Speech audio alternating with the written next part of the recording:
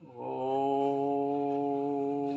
गणपति गुरु him गिरिसुता Goswami Girijesh सहित शारदा नर्मदा वाय हृदय प्रदेश बंदो हनुमत लखन संगो रिपु हनु भरत सुजान सिया राम जी को नमन गाऊं मानस गान सियावर रामचंद्र पद जय शरणम। हाँ बंधुओं, लगभग 1 वर्ष से भगवती नर्मदा की कृपा, श्री राम जी का अनुग्रह और आप सब श्रोताओं की प्रेरणा, सद्भावनाएं, शुभकामनाएं, श्री रामचरितमानस का नियमित पारायण चल रहा है। एक दोहा से दूसरी दोहा तक नियमित रूप से रोज़ सुना रहे हैं। बीच बीच में कुछ थोड़ा सा व्यवधान भी आ गया, पर भगवती कृपा से, नर्मदा जी कृपा से वो व्यवधान नहीं रहा और बराबर चल रहा है। अभी हम दोहा क्रमांक 352 पर आ गए। राम का विवाह है, बड़ा रुच करके गोस्वामी जी ने बड़ा रस लिया है भाई राम के विवाह में। खूब एक एक वैसा वर्णन किया है, बिल्कुल आँखों देखा चित्र। ऐसा लगता हमें तो कि तुलसीदास जी भी उस समय राम के विवाह के समय किसी न किसी रूप में थे, क्योंकि यह कहा ना आत्मा तो अमर है, तो निश्चित रूप से ऐसा आँखों देखा वर्णन किया उन्होंने। अब देखिए, अब अंतिम विदाई हो है भाई। अब सारे लोगों को धीरे धीरे सारे मेहमान जा रहे हैं। अब गुरुजी को बुलाया उन्होंने, तो यहाँ से देखो क्या लिख दिया, साफ लिख दिया कि ब्राह्मण को चाहिए कि यदि वो विवाह कराता है तो वो नेक भी ले। तो इसमें साफ लिखा है कि वशिष्ठ जी ने नेक मांगा कि राजन अब हमारा नेक तो दो, आपने दान पुण्य तो बहुत किया है। तो अब देखो ये नहीं बताया कि नेक में समय दशरथ जी ने क्या दिया।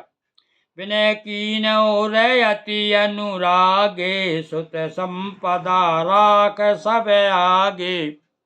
सुत संपदा कहते सब आपको हाजिर है आपके चरणों में, हमारे पुत्र भी पौत्र भी और जो सारी जायदाद आपके साथ समर्पित है महाराज।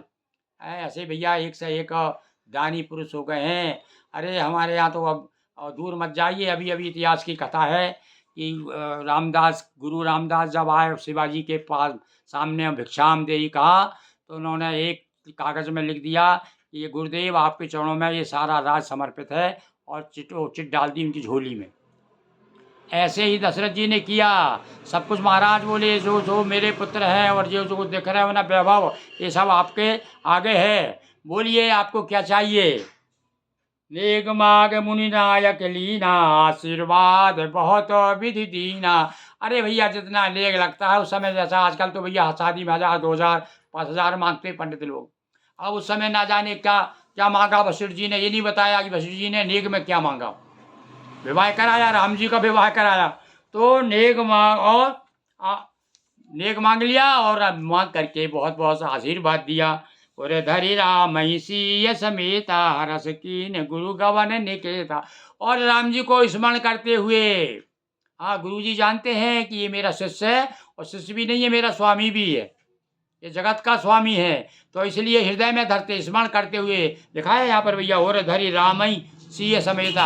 अब बहू को भी याद कर लिया साथ में, क्योंकि ये भी लक्ष्मी स्वरूप हैं, तो उनके लक्ष्मी अब इस समय जो उन्होंने जो स्मरण किया होगा वो राम जी को किस रूप में किया भाई। इस समय उन्होंने परम ब्रह्म परमात्मा आदि शक्ति के रूप में उनको स्मरण किया गुरु जी ने, और करते हुए अपने घर को चले गए। विप्र बधू सब भूप बुलाई। और कसर और रह गई थी भाई अभी। अरे अभी तो ब्राह्मण निपटे थे घर में, और भी श्रीमतियाँ उनकी ब्राह्मणी, उनको बेचारी वो घर में शिकायत करती कि भाई हम भी तो गए थे ब्याह में, हमने भी बन्नी गाए थे वहाँ, पर वो देखो राजा ने रानी ने किसी ने हमको याद नहीं किया। तो देखो कितना कितना याद रखते हैं ये बड़े बड़े लोग जो हैं, छोटे लोगों को आगे लेकर के चलते हैं भाई, और सम्मानीय लोगों को कहीं भूलते नहीं है, कौन हमारे आदरणीय है, कौन सम्मानीय है, कौन छोटा है, कौन बड़ा है, सबका ध्यान रखते हैं। तो देखिए यहाँ पर राजा जी ने फिर क्या है, और नगर में जितने भी ब्राह्मण थे उनकी सब पत्नियों को बुला लिया। विप्र बधू ओ विप्र सब भूप बुलाई, और चैल चारु भूषण पहराई। महिलाओं को तो मालूम आपको आज भी हम बुलाते हैं अपनी और जो हमारे जो पूज्य होती हैं, बड़ी होती हैं, उनको भैया साड़ी भेंट करते हैं, कुछ नहीं तो एक ब्लाउज में कुछ वो श्रृंगार सामग्री और सुहाग सुहाग सामग्री रख देते हैं और भेंट कर देते हैं उनको। तो यहाँ पर भी लिखा है गोस्वामी जी ने कि सबके आभूषण दिए उनको, वस्त्र भी दिए और बुलाए। बहुर बुलाए सुवासन लीनी रुचिबा विचार पहरावन दीनी। ऐसा ऐसा नहीं खड़े खड़े दिया, हाँ कोई भिखारी तो थी नहीं, वो बड़े आसन के आदर के साथ में सारे पंडित पंडितानियों को सबको बिठाला और बिठा करके उनको बड़ा तिलक किया, तिलक करके आभूषण दिया। पहरावनी, पहरवानी समझ रहे हैं आप? पहरवानी में भैया जैसे अब आदमी को देना तो उसके चड्डी से लेकर के लंगोट से लेकर धोती कपड़ा ब्ला और रुमाल और कुर्ता सब दिया जाता। टोपी लगाते थे, टोपी अंगोछा, ऐसे ही सब पहरावन। मतलब ये जो पहरावन जो है हमारे गांव की भाषा है। जब कोई वस्त्र पूरी ड्रेस दी जाती है, ड्रेस तो फिर कहते हैं पहरावन दे दी गई। और नेगी नेग जोग सब लही और रुचि अनुरूप भूप मणि देही।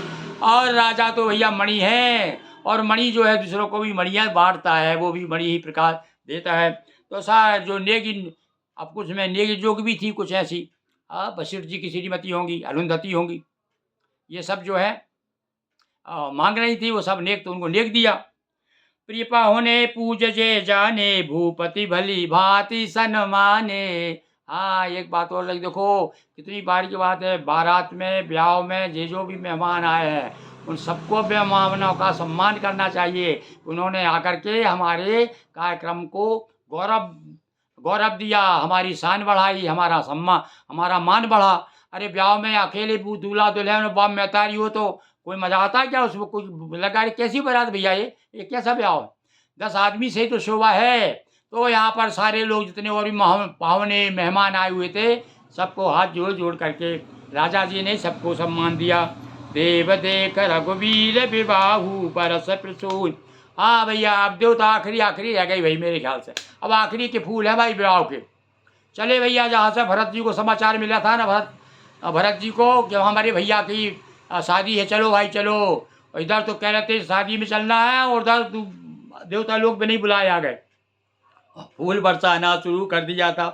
फूल बरसाते बरसाते बरसाते थोड़े बहुत फूल बचे होंगे नंदनवन में भैया, इतने फूल बरसे। पर वो नंदनवन है, वो तो वहाँ तो इच्छा जैसे मन में कामना की वैसे ही जिस पेड़ के सामने खड़े हो गए, कल वृक्ष हैं वो तो उतने ही फूल हो गए। तो यहाँ पर फिर देवताओं ने फूल बरसाना शुरू कर दिया। क्यों? ये फूल बरसाने का मतलब क्या है? अरे प्रसन्नता व्यक्त करना, सम्मान देना। तो ये जब हम किसी को सम्मान देते हैं तो माला, जब से परंपरा चली भैया ये देवताओं ने शुरू की है परंपरा है। देवता लोग फूल बरसाना नहीं बरसाते तो हमें क्या मालूम कि भैया किसी को सम्मान करना हो तो माला पहना दो उसको। तो ये सब देवताओं ने शुरू किया। तो हाँ भैया मनुष्यों ने देवताओं से ये तो सीख ली, अच्छी अच्छी बात सीख ली।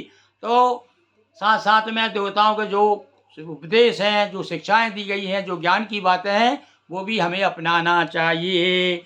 चले निशान बजाए सुरो निज निजपुर। अब गए भैया देवता लोग, जब कोई डटे थे साथ साथ थे, वो तो बारात के साथ गए होंगे उधर और वहाँ से इधर आ गए। तब कह रहे हैं आप वो निशान बजा डंका बाजे बजाते हुए उछलते कूदते अरे राम विवाह। कहाँ गए थे? कहाँ घरवालियाँ पूछेंगी उनकी, हैं देवताओं की स्त्रियाँ पूछेंगी कहाँ गए थे, कहाँ गए थे? अरे बोले राम जी का विवाह में गए थे, खूब बाजे बजाए हमने, खूब नाचे कूदे, ऊपर ऊपर आकाश में कूदते थे हम तो, हैं। और कहते परस्पर राम जसो प्रेम न हृदय समाय। परस्पर रामचंद्र जी की बड़ाई कर रहे हैं। अब यहाँ भैया इस समय कौन सी बड़ाई कर रहे हैं मालूम है आपको? अरे उन्होंने ऐसा काम भी, केवल शादी नहीं हुई उनकी, उनने ऐसे काम भी किए हैं कि बड़ाई हो रही। क्योंकि धनुष यज्ञ सुने रघुकुल लेना था। और धनुष यज्ञ की चर्चा जहाँ जहाँ देखो, ब्याह की तो बात बाद में बात है, पहली बात तो वही कि अरे बाप रे, अरे राजा के लड़के ने भैया ऐसा काम किया, ब्याह के लिए आए सिया को और धनुष के टुकड़े टुकड़े कर दिए। और बड़े बड़े राजा रावण बाण छुआ नहीं चापा, रावण आया बाणासुर आया, किंतु बेचारे दूर से ही देख करके चुपचाप चले गए।